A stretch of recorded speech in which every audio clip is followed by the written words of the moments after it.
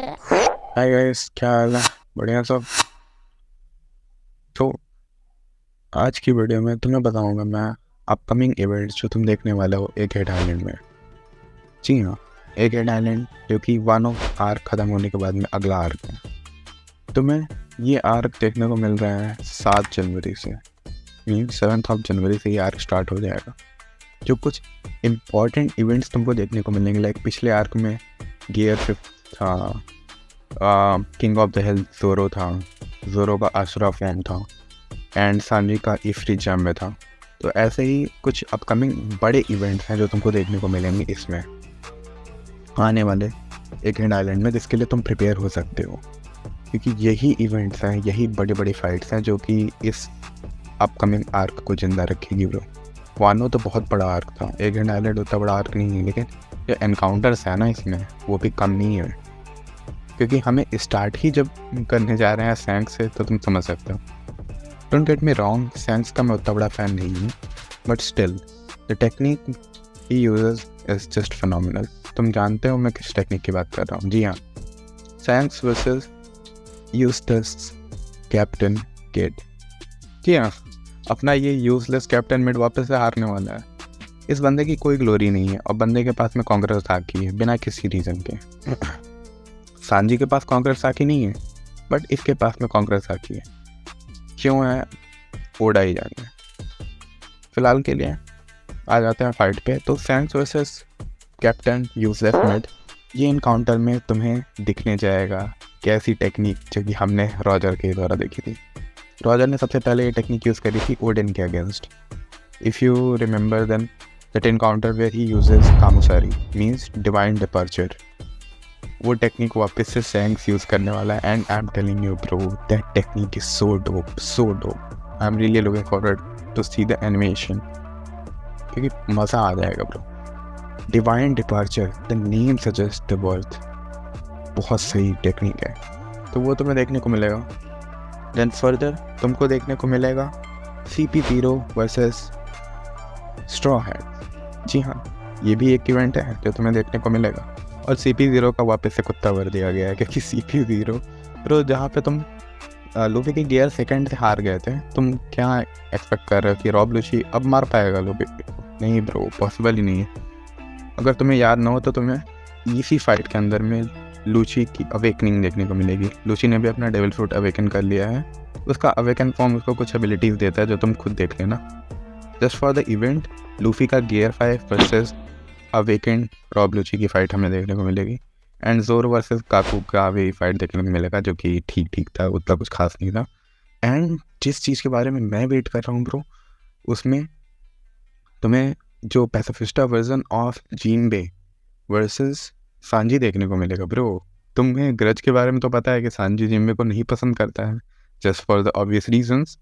और वो फाइट तुम्हें देखने को मिलेगी, और सांजी का एक्सोस्केलेटन उसको प्रोटेक्ट कर लेता है ब्रो। लाइक लूफी पंचेस से हर्ट हो जाता है, जोरो हर्ट हो जाता है, and Sanji my man he took that punch and he was like, हुआ क्या ब्रो? कुछ तो नहीं हुआ, क्योंकि उसका एक्सोस्केलेटन उसको खुद को फिक्स कर सकता है, which is a good ability if you know.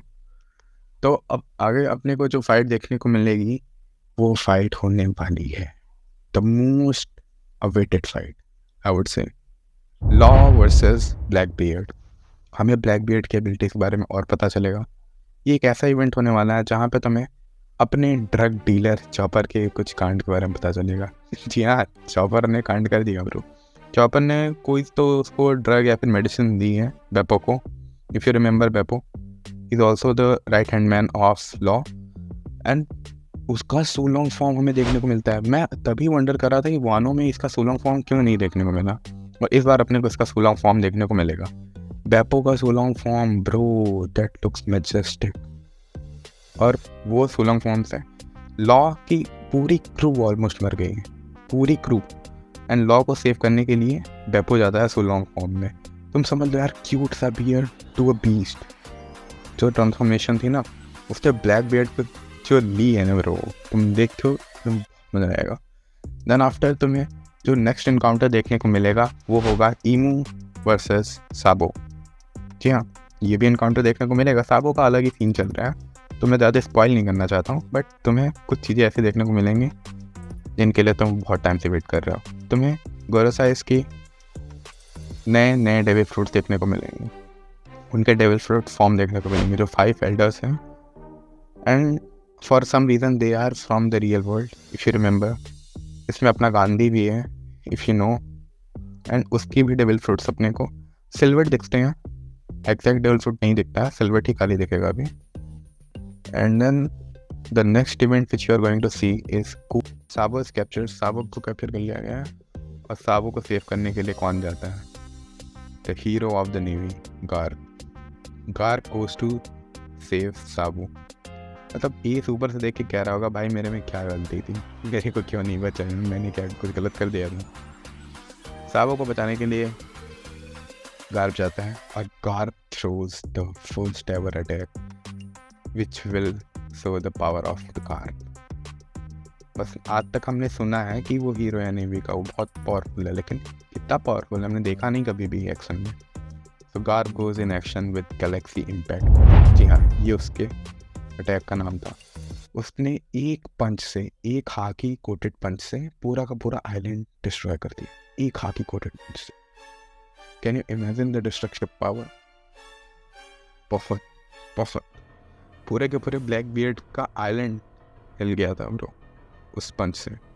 Then further तुम्हें देखने को मिलेगा Garp versus Kuzan. Kuzan, if you don't know, Kuzan was the admiral, the former admiral, I would say, and he joined the Blackbeard Pirates, and he is the captain of the 10th Division commander, I guess, of Titan. और उसकी fight होगी अपने Garp से। Garp versus Kuzan, master versus student. That fight is really emotional fight. तो हमें देखने को मिलता है काफ़ी सारी चीज़ें उस फाइट में, मैं स्पॉइल नहीं करूँगा, तुम खुद देख लेना। एंड तुम्हें आगे देखने मिलेगा साबो का। साबो को यार ये लोग ना फोर्सफुली स्ट्रॉन्गर दिखाना चाह रहे हैं, जो कि हो नहीं रहा है ढंग से, पर ठीक है। साबो उतना डेवलप नहीं किया है मेरे हिसाब से, मेरे लिए as a character. Like I can not see Sabo going against Luffy, it's not equal match. Garp versus Roger, that could have been a match, but not with the Sabo. यहाँ पे चीज़ें काफ़ी अलग है, क्योंकि साबो तुम्हारा थ्रो करता है honest impact, which was like, what the heck bro, even the names are just lame, नाम तो ढंग का रख लेते ब्रो। ऑनेस्टी इम्पैक्ट कुछ खास नहीं था, लेकिन पावर थी उस पंच में, वो भी हाकी कोटेड पंच था, उसने भी डिस्ट्रॉय कर दिया था ऑलमोस्ट आधा island. If you remember, Sabo has one of the best observation haki among all of the characters which you have seen by far.